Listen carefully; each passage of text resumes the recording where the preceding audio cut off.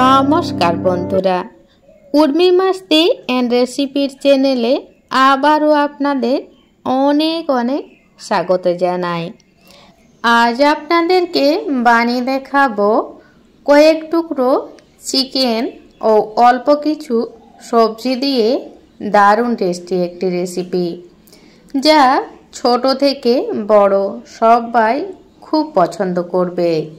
এমনকি এই রেসিপি আপনারা অতিথি আপ্যায়নও খুব সহজেই বানিয়ে নিতে পারবেন। তো তার জন্য দেখুন, আমি এখানে কয়েক টুকরো চিকেন একদম ছোট্ট ছোট্ট করে কেটে খুব ভালোভাবে ধুয়ে পরিষ্কার করে নিয়েছি। এরপর এই চিকেনের সাথে এড করে দেব 1 ইঞ্চি পরিমাপে আদা বাটা, 8-10 কোয়া রসুন বাটা, আর দিয়ে দেব 1 চামচ মতো সরষের তেল। দিয়ে খুব ভালোভাবে মাখিয়ে নেব।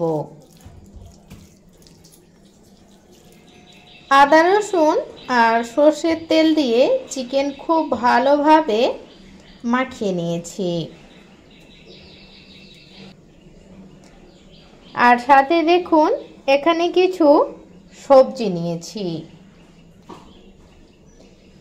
নিয়েছি বাঁধাকপি, পেঁয়াজকলি, পেঁয়াজ কুচি, ক্যাপসিকাম কুচি, গাজর কুচি, বিনস কুচি আর লঙ্কা কুচি। এখানে আপনারা ঝালটা যে যেরকম পরিমাপে পছন্দ করেন সেই পরিমাপে লঙ্কা নিয়ে নেবেন। আর আমি এখানে সবজিগুলোকে বেশ এই রকম ছোট ছোট করে কুচিয়ে নিয়ে খুব ভালোভাবে ধুয়ে পরিষ্কার করে নিয়েছি। এরপর চিকেনের সাথে এক এক করে সব সবজিগুলোই এড করে দেব।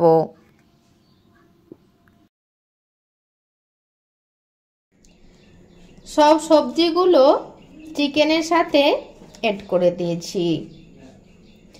এবার এড করে দেব 5 চামচ মতো বেসন।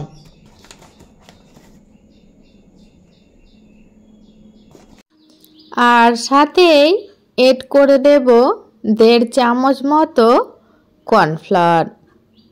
আপনারা কর্নফ্লাওয়ারের পরিবর্তে চালের গুঁড়ো ব্যবহার করতে পারেন। এরপর এড করে দেব স্বাদ মতো লবণ, পরিমাণ মতো হলুদের গুঁড়ো, 1 ছোট চামচ জিরের গুঁড়ো, 1 ছোট চামচ ধনের গুঁড়ো দিয়ে খুব ভালোভাবে মিশিয়ে নেব।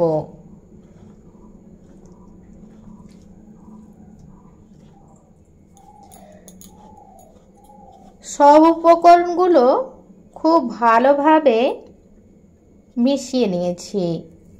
এবার অল্প অল্প জল এড করে খুব ভালোভাবে মাখিয়ে নেব।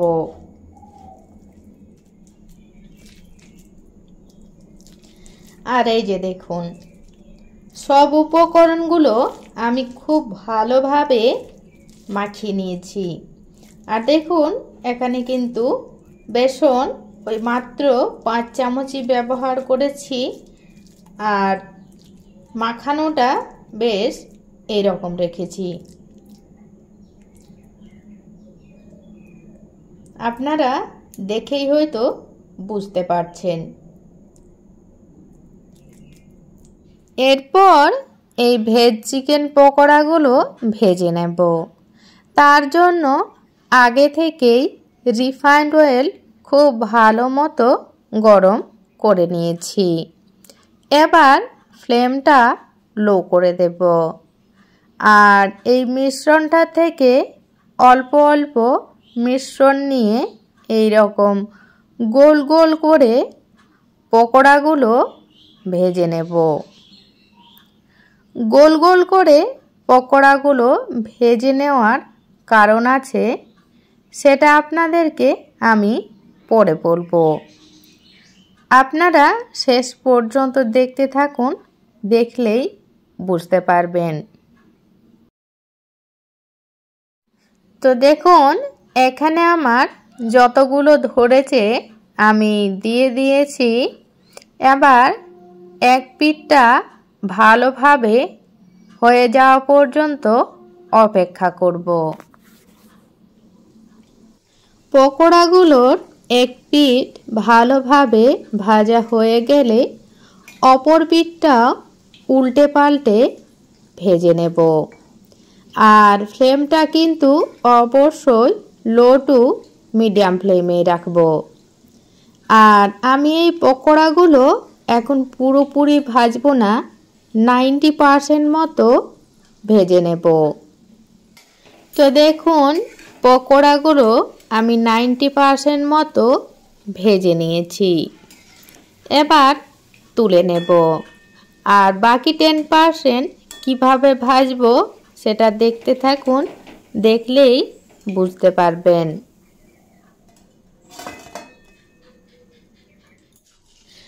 আর ওই একইভাবে আমি বাকি পকোড়াগুলো 90% মতো ভেজে নেব।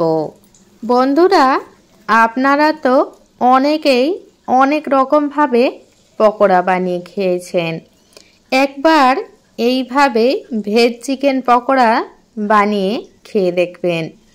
এতটাই টেস্টি হয় যে একদিন বানিয়ে খেলে রোজ খেতে ইচ্ছে করবে। আর ছোট থেকে বড় সবাই ভীষণ পছন্দ করবে। তো দেখুন, বাকি পকোড়াগুলো আমার 90% মতো ভেজে নেওয়া হয়ে গেছে। এবার তুলে নেব।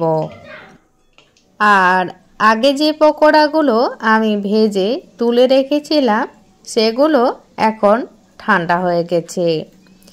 এই পকোড়াগুলো আমি হাতের তালুর সাহায্যে চেপে পুরো চ্যাপ্টা করে দেব।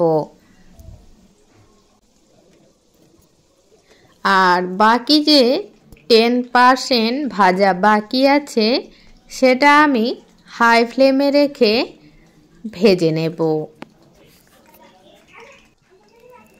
এইভাবে যদি পকোড়া ভাজা হয় তাহলে ভিতরে একটুও কাঁচা থাকবে না, আর পকোড়া একদম মুচমুচে হবে।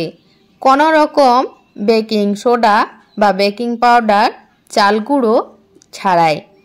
এটা আপনারা বাড়িতে ট্রাই করবেন, ট্রাই করে দেখলেই বুঝতে পারবেন। তো দেখুন, পকোড়াগুলো আমার খুব ভালোভাবে ভেজে নেওয়া হয়ে গেছে। এবার তুলে নেব। আর ওই বাকিগুলো একইভাবে ভেজে নেব। আর এই যে দেখুন, সব কটা পকোড়া আমার রেডি করে নেওয়া হয়ে গেছে। আর আমি টমেটো সসের সাথে পরিবেশন করেছি। এই পকোড়া খেতে ভীষণ টেস্টি হয়। তো আপনারাও অবশ্যই বাড়িতে একবার হলেও বানিয়ে খেয়ে দেখবেন। তো আজ এই পর্যন্ত রাখলাম বন্ধুরা। দেখা হচ্ছে নেক্সট দিন আরও অন্য কোনো একটা রেসিপির সাথে।